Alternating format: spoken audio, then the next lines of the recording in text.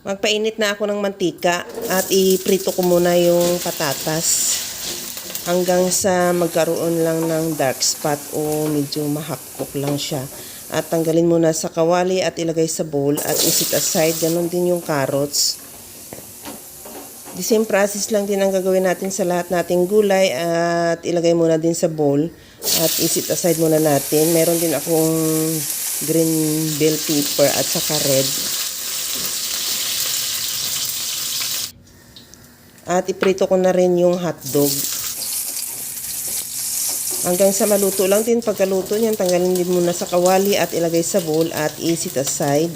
Sa disim na kawali, igisa ko na rin yung bawang.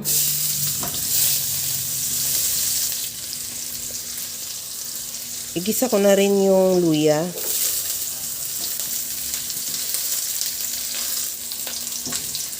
Isunod ko na rin yung sibuyas.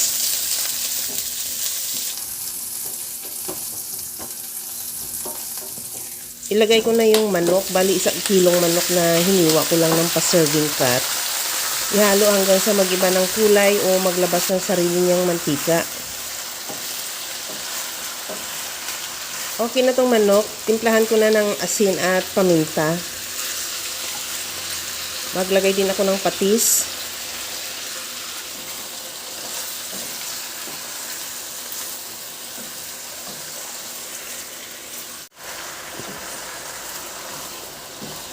Ilagay ko na rin yung pangalawang gata.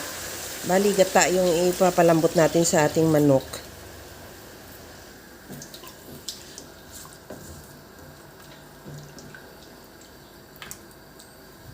Takpan muna natin hanggang sa maluto yung manok.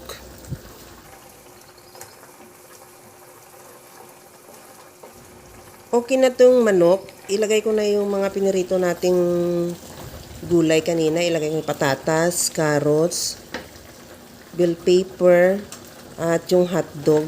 Lagyan ko na rin ng green peas at yung pinya. Bali, fresh na pinya yung hiniwa ko. Hindi yung sa lata. Mas masarap kasi pagka yung fresh na pinya at saka marami. Takpan ko ulit hanggang sa totally na maluto yung ating mga gulay.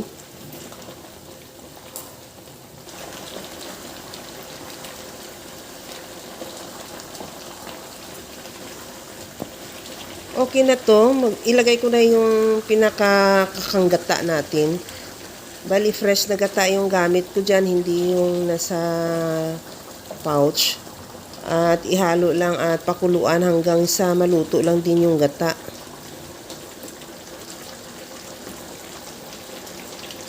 Tikman ko na rin kung okay na yung timpla niya.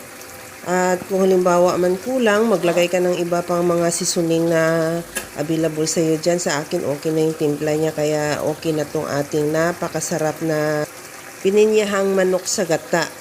Ready to serve na. Hanggang sa muli mga kalasa. Thank you for watching. Bye-bye!